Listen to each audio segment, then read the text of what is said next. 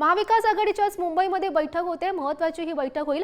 आगामी स्थानिक स्वराज्य संस्थांच्या निवडणुकीबाबत महाविकास आघाडीची भूमिका या बैठकीच्या माध्यमातून ठरणार आहे। निवडणुका महाविकास आघाडी एकत्र लढणार की महापालिकेनुसार याबाबत चर्चा या बैठकीच्या माध्यमातून होईल। संध्याकाळी नरिमन पॉइंटच्या ठाकरेंच्या शिवसेनेच्या शिवालय कार्यालयात या बैठकीचं आयोजन करण्यात आलंय। बैठकीला जयंत पाटील, खासदार अनिल देसाई, सुनील प्रभू, नाना पटोले उपस्थित राहणार अशी माहिती। इतरही काही प्रमुख नेते बैठकीला उपस्थित राहण्याची शक्यता आहे। आगामी स्थानिक स्वराज्य संस्थांच्या निवडणुकीबाबत महाविकास आघाडीची भूमिका ठरणार आहे। निवडणुका महाविकास आघाडी एकत्र लढणार की महापालिकेनुसार याचा निर्णय या बैठकीच्या माध्यमातून होण्याची शक्यता आहे। आणि या संदर्भात अधिकची माहिती जाणून घेऊयात। आमचे प्रतिनिधी पंकज दळवी सध्या आपल्यासोबत आहेत। पंकज, महत्त्वाची अपडेट, महाविकास आघाडीची ही बैठक होणार आहे मुंबईत। कधी नेमकी बैठक सुरू होईल आणि कोणकोणते नेते या बैठकीला उपस्थित राहतील? महाविकास आघाडीमध्ये स्थानिक स्वराज्य संस्थांच्या निवडणुकांवरून बिघाडी आहे हे जवळजवळ स्पष्ट होत होतं, कारण संजय राऊत यांनी स्पष्ट केलं की काही ठिकाणी एकटं लढणार। पण या बाबतीत निर्णय घेण्यासाठी आज पहिली खऱ्या अर्थानं बैठक होते महाविकास आघाडीची। उद्धव ठाकरे यांच्या शिवसेनेचं प्रदेश कार्यालय जे आहे शिवालय नरिमन पॉइंटला आहे, त्या शिवालयामध्ये ही बैठक होईल। याला जयंत पाटील असतील, उद्धव ठाकरे यांच्या शिवसेनेकडून अनिल देसाई, सुनील प्रभू असतील, त्याच्यानंतर नाना पटोले आणि काँग्रेसचे काही नेते उपस्थित असतील।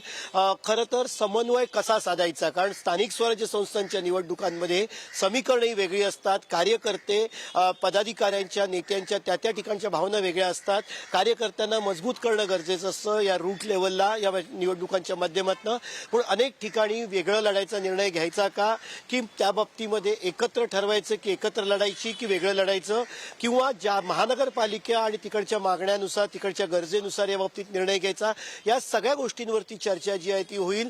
मुंबई महानगरपालिकेमध्ये एकनाथ शिंदे, माफ करा, उद्धव ठाकरेंची शिवसेना एकटं लढण्याच्या तयारीत आहे। काँग्रेस सुद्धा हीच भूमिका घेते का, शरद पवारांची राष्ट्रवादी काँग्रेस सुद्धा हीच भूमिका घेते काय, महत्वाचं आहे। मात्र काही महानगरपालिकांमध्ये एकत्र लढलं तर महायुतीला जी आहे ती टक्कर देऊ शकतात अशी जिथे भावना असेल, तिकडच्या स्थानिक पदाधिकाऱ्यांशी बोलून या बाबतीतला निर्णय जो आहे तो घेतला जाईल।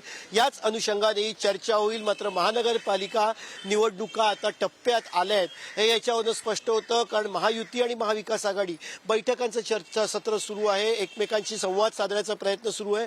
कुठेतरी जे पार्ट्यांचा ट्रायंगल आहे, तीन पार्ट्या, दोन्ही पक्ष दोन्ही बाजूला आहे, त्यामुळे या त्रिकोणामध्ये कुठेतरी महाविकास आघाडीचा कोण चुकू नये याची काळजी जी आहे ती घेतली जाते। कुठल्याही अँगलनं कसूर राहू नये याचा प्रयत्न केला जातोय, कारण महाविकास आघाडीला लोकसभा निवडणुकीत यश मिळालं, त्याच्यानंतर काही महिन्यात 3 ते 4 महिन्याच्या अंतराने विधानसभा निवडणुका झाल्या। या विधानसभा निवडणुकीत महाविकास आघाडीला प्रचंड मोठा धक्का बसला। त्यामुळे हा जो एक ग्राफ आहे त्या ग्राफचा अभ्यास केला जाईल की कशा पद्धतीनं मतांचं जे आहे ते मतांचं ध्रुवीकरण झालं, मतांचं विभाजन झालं। लोकसभा मोठी निवडणूक असते, 6 विधानसभा एका लोकसभेमध्ये येतात, एका आमदाराच्या खालती 6 नगरसेवक साधारणपणे असतात। त्यामुळे निवडणुकीचा आवाका जो आहे तो मॅक्रो लेवलवरून मायक्रो लेवलला जाताना आपल्याला पाहायला मिळतोय। मोठ्या निवडणुकांकडून हळूहळू रूट लेवलला जाताना दिसतंय।